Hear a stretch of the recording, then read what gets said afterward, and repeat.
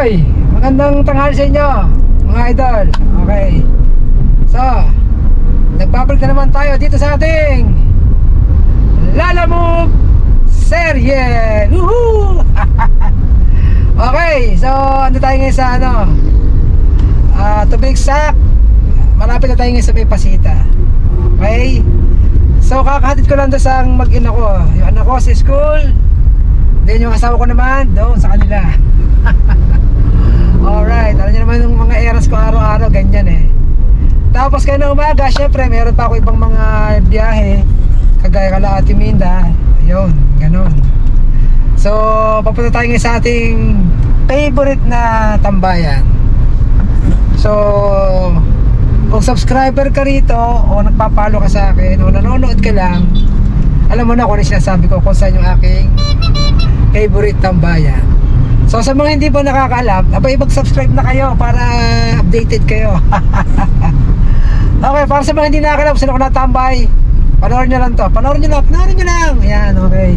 Para alam nyo kung saan ako natambay. Malay nyo, matchay pa ako kayo doon. Mga idol. Okay, so ayun. Balik tayo sa Lalamove nating na pagkuha ng booking. Lagi naman kung nagawa talaga to eh. Araw-araw ko naman ginagawa ito. Minsan may mga time lang na yung sa oras lang ba? Sa oras lang nagkakataon. Okay. So ayun, ganun lang. At mamaya ko na sa inyo i-explain na mahabang mahaba kung ano yung mangyayari. So update ko kayo maya ha. At focus mo lang sa daan. At focus din ako dito sa ating Lalamove apps. Okay?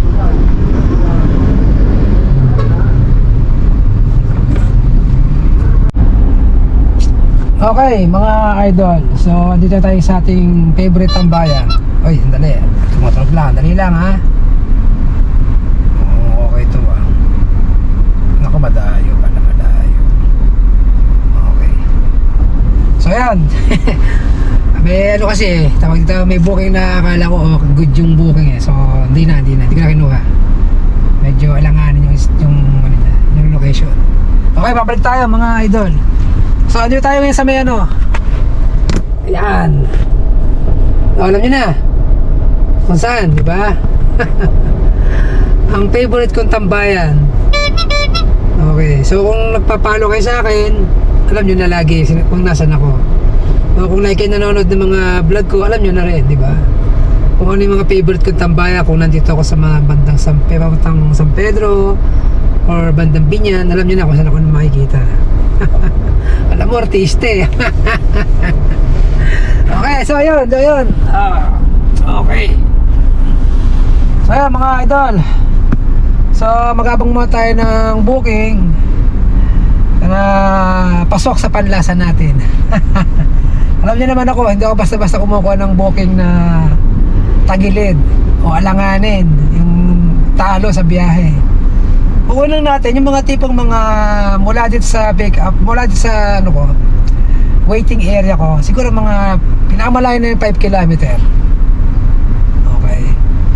Yung pinaka pick up point dati mga hanggang 5 kilometer siguro, mga ganun na lang.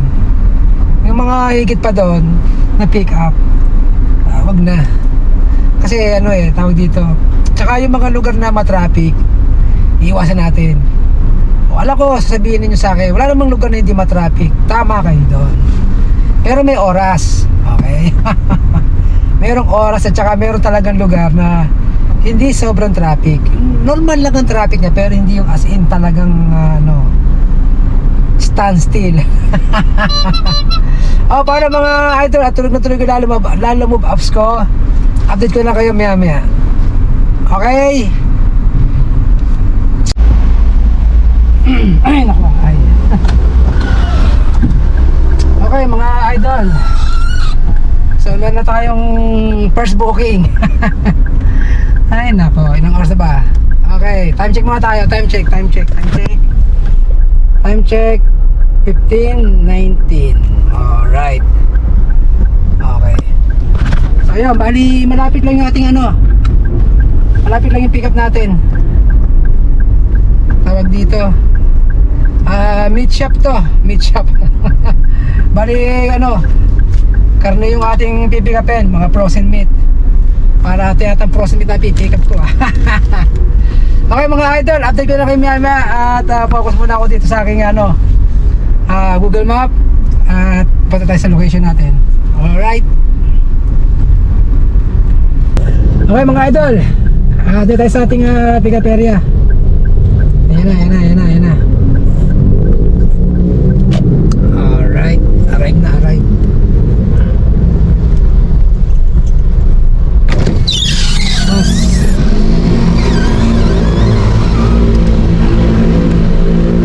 Mga idol, ayan na.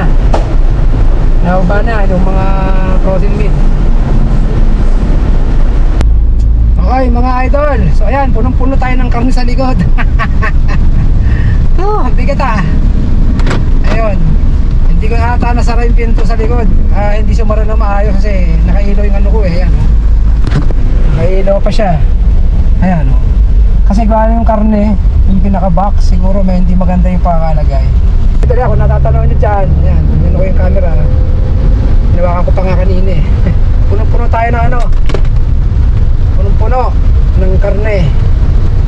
Hindi na nga nasara yung likod ng pinto nakailaw pa hanggang ngayon. Sigwa nang tumukod ata yung kahon ng ng frozen meat. Mga idol, maulan. Nako. Maulan na naman. Kanina lang, mainit ang panahon Kasi ngayon, ganitong hapon, umuulan. Ganyan talaga ngayon ang weather ang gulo Weather lang yan Okay, andito tayo sa Mekan Lalay. So, papunta tayo sa bayan doon ng Binyan Sa mismong bayan to ng Binyan, mga kasolo. Okay, update ko ulit kayo maya. Okay, mga idol. So, andito tayo sa loob ng bayan ng Binyan. Okay, so ayan, napakalakas ng ulan. Ano ba yan? Mukhang mababasa tayo ng di oras dito In 200 meters, turn right.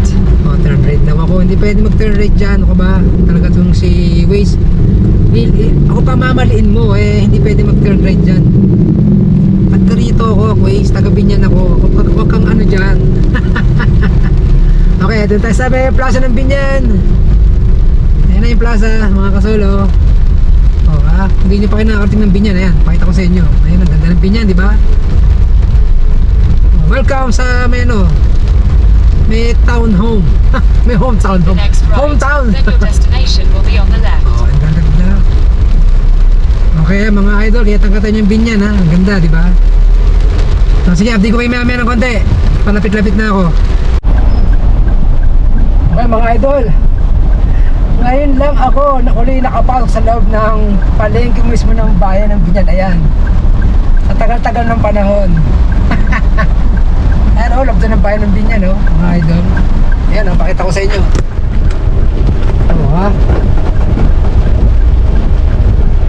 Amazing. Sa tagal ng panahon, ngayon lang ako uli nakapasok sa loob ng palengke ng bayan ng Binyan. Ay nako, laki na pala pinagbago. Okay, ayun na ata, yun na. Ayun yung ating yung guide natin, ayun yung mama na yun, yung nakamotor na yun. Ginaid niya tayo dito sa sa pesto nila Ayan. Okay mga idol. Ay, lakas na ulan. Sakto talaga.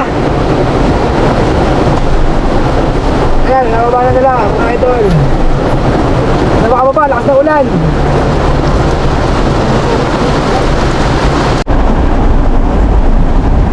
Okay mga idol, lakas na ulan, grabe. Ayan, tapos tayo dito sa palengke ng Binyan. Ayan, nakita niyo ba palengke ng Binyan yan, tapos tayo. Ayan. Grabe, lakas. Talagang dito ko talaga sa palengke inabot. Tabi po, baka kayo masagasaan. Ayan. Pero in fairness maluwag na rin yung loob ng Binyan, palengke. Nakakapasok ka sa sasakyan. Diba? Sa tagal ko hindi pumunta dito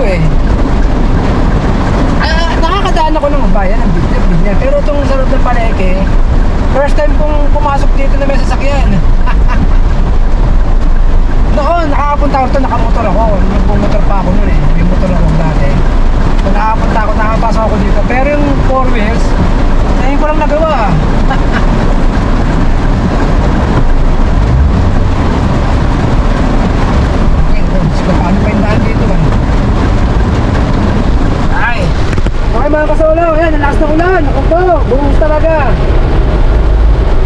Okay, malamang hindi mo na ako kukuha ng booking. Papahupa muna tayo. Mahirap kasi kumuha ng booking pag ganyan eh. Hindi mo makita na sundaan, tapos ang lakas-lakas ng ulan. At isa pa, baka may babahain tayong pupuntahan, yung mga binabaha-baha. Okay. So, papahupa muna tayo. For safety.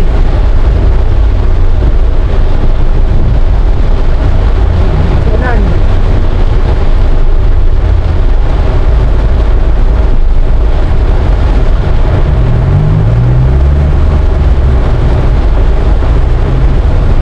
Ay, lakas na ulan mga idol. Yan o. So ano mga tayo? Harap po tayo ng place na safe. Okay, kasi ano eh, lakas ng ulan eh, mahirap na.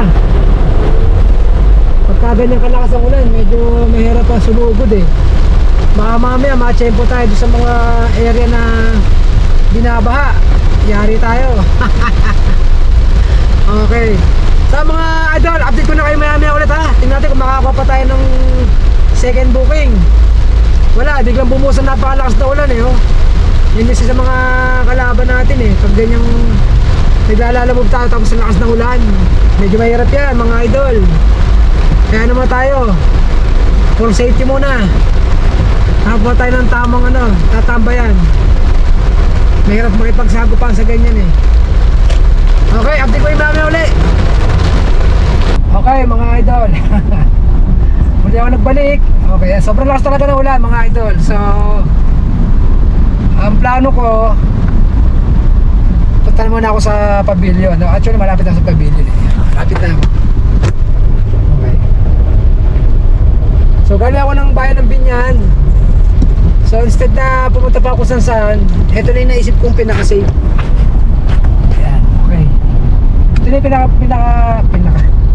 ito na yung pinaka-safe na naisip kong puntahan itong pavilion. Kasi at least dito madali ako makakuha just in case na magkameron ng mga baha-baha or magkameron ng stranded. Kasi biglang puso ulan eh, no? Traffic talaga.